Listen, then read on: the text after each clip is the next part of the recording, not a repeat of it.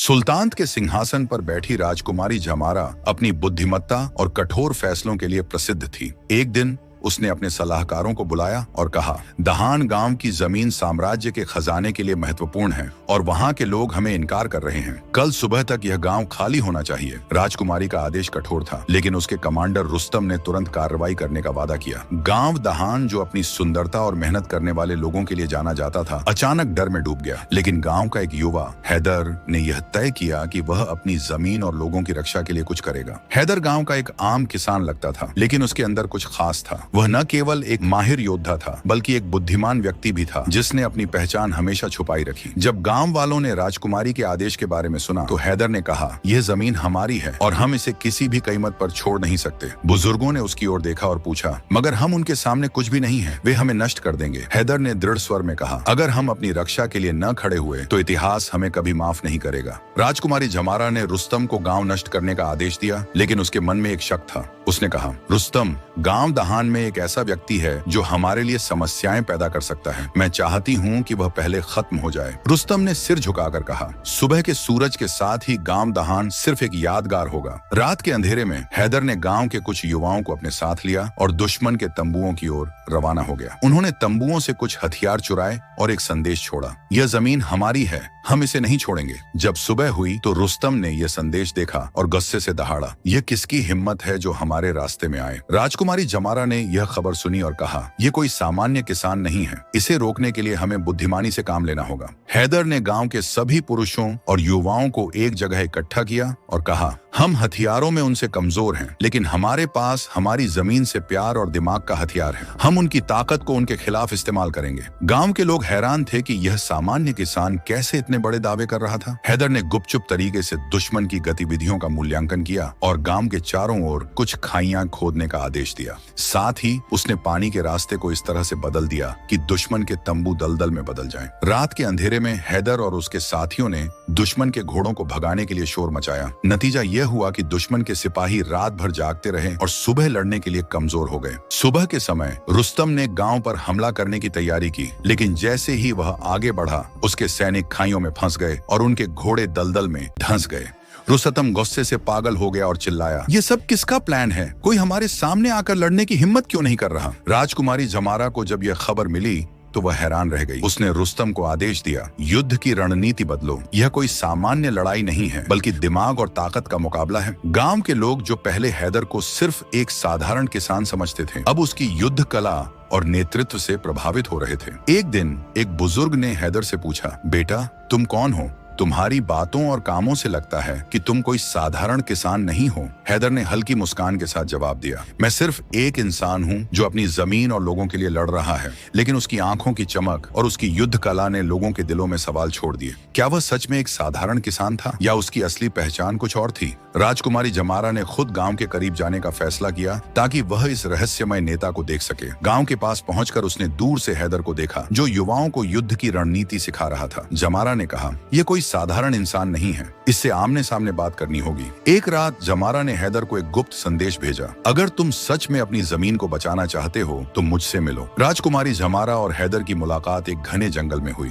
जहां जमारा केवल अपने रक्षकों के साथ आई थी। हैदर अकेला था, लेकिन उसकी आंखों में आत्मविश्वास झलक रहा था। जमारा ने पहली बार किसी ऐसे व्यक्ति को देखा जो न डरता था और न झुकता था। उसने कहा, तुम कौन हो? तुम एक गांव के किसान हो, लेकिन तुम्हारी रणनीति किसी योद्धा जैसी है। हैदर ने मुस्कुराकर जवाब दिया, मैं एक किसान हूँ और किसान अपनी जमीन को बचाने के लिए सब कुछ कर सकता है। तुम्हें लगता है कि मैं योद्धा हूँ क्योंकि मैंने अपनी बुद्धि और हिम्मत को अपना हथियार बनाया है। जमारा ने कुछ देर सोचकर कहा, मुझे तुम पर आश्चर्य है, लेकिन याद रखो, मेरी सेना तुम्हें नष्ट कर देगी। अगर तुम अपनी जमीन और लोगों की जान बचाना चाहते हो तो यह गाँव खाली कर दो। हैदर ने अपनी मुट्ठी भींचते हुए कहा, यह जमीन हमारी है, हम लड़ेंगे, चाहे हमें अपनी जान भी देनी पड़े। तुम्हें यह युद्ध जीतने के लिए अपने सिंहासन का अभिमान छोड़ना होगा। राजकुमारी जमारा वापस गई और उसने सोचना शुरू किया कि यह व्यक्ति कौन है। उसने अपने सलाहकारों से कहा, यह व्यक्ति केवल एक किसान नहीं हो सकता, उसकी आंखों में किसी योद्धा की चमक है। मुझे इसके बारे में सब कुछ पता लगाना होगा।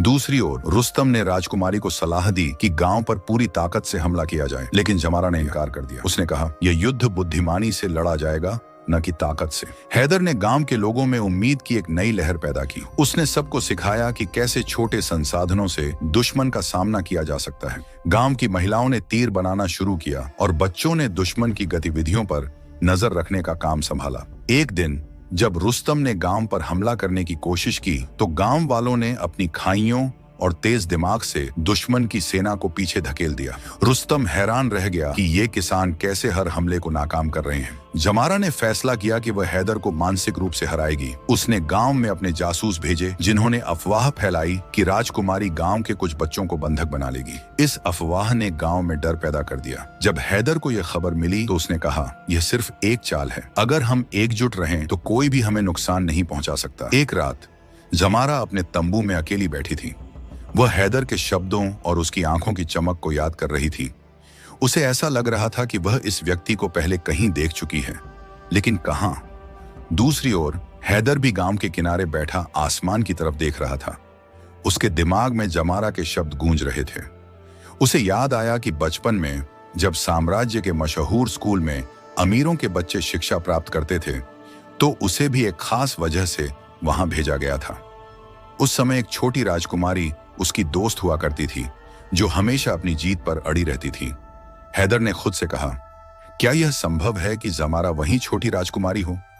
जमारा ने अपने दिल में सोचा, क्या हैदर वही व्यक्ति है जिसने बचपन में मुझे शतरंज में हराया था और कहा था कि कभी घमंड मत करना?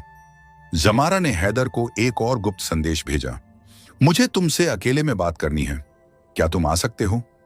हैदर ने खतरा उठाया और मिलने के लिए पहुंचा। जमारा ने बिना किसी भूमिका के पूछा, क्या तुम वही हो जो बचपन में शाही स्कूल में शिक्षा प्राप्त करता था? क्या तुम वही हो जिसने मुझसे कहा था कि ताकत से ज्यादा बुद्धि की अहमियत है? हैदर ने गहरी सांस ली और कहा, हां, मैं वही हूं, लेकिन मैंने अपनी असली पहचान को हमेशा छिपाया क्योंकि मैं जानता था कि तुम्हारे पिता के साम्राज्य में न्याय के लिए लड़ने वालों की कोई जगह नहीं थी। जमारा को पहली बार अपने फैसलों पर शक हुआ। वह चुप हो गई और बोली, क्या तुम इसलिए लड़ रहे हो क्योंकि तुम्हें बचपन में मेरा घमंड दिखा था? हैदर ने कहा, मैं इसलिए लड़ रहा हूं क्योंकि मैं अपनी जमीन और लोगों से प्यार करता हूं, लेकिन हां, तुम्हारा घमंड मुझे आज भी वही सबक याद दिलाता है। जमारा के दिल में पहली बार नरमी आई, लेकिन वह अपने सिंहासन की जिम्मेदारी और साम्राज्य की ताकत को छोड़ नहीं सकती थी। उसने अपने दिल में सोचा, अगर मैं इस युद्ध को रोकती हूं तो मेरे लोग मुझे कमजोर समझेंगे, लेकिन अगर मैं लड़ाई जारी रखती हूं तो शायद मैं एक अच्छे इंसान को खत्म कर दूंगी। जमारा ने हैदर से कहा, मैं तुम्हें 3 दिन देती हूं। अगर तुम मुझे यह यकीन दिला सके कि यह युद्ध अनावश्यक है तो मैं अपनी सेना वापस बुला लूंगी, लेकिन अगर तुम नाकाम रहे तो यह लड़ाई तुम्हारे गांव की आखिरी लड़ाई होगी। ये 3 दिन जमारा और हैदर दोनों के लिए एक परीक्षा थे। जमारा को अपने घमंड और सिंहासन के फैसलों के बीच संतुलन बनाना था, जबकि हैदर को अपनी बुद्धि और साहस से जमारा को यह समझाना था कि युद्ध का कोई लाभ नहीं है। आगे क्या होगा? क्या जमारा का दिल बदल जाएगा? क्या हैदर अपनी जमीन और लोगों को बचा सकेगा, या दोनों की यह लड़ाई एक बड़ा रहस्य उजागर करेगी?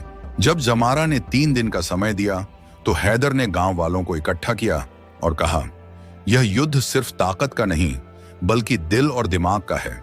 हमें यह साबित करना होगा कि हम अपनी जमीन के सच्चे वारिस हैं। हैदर ने गांव के बच्चों को सैनिकों के सामने संदेश पहुंचाने का अभ्यास कराया।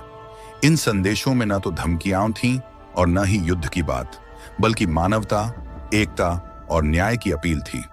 हैदर ने सोचा कि शायद सैनिकों को एहसास हो कि वे किन लोगों के खिलाफ लड़ रहे हैं। जमारा अपने तंबू में अकेली बैठी थी और सोच रही थी। वह बचपन का वह समय याद कर रही थी जब हैदर ने शतरंज के खेल में उसे हराया था और कहा था, घमंड हमेशा हार जाता है। उसे पहली बार महसूस हुआ कि शायद वह अपने सिंहासन के घमंड में गलत रास्ते पर चल रही है, लेकिन उसके दिमाग में अपने पिता की वह सीख भी गूंज रही थी।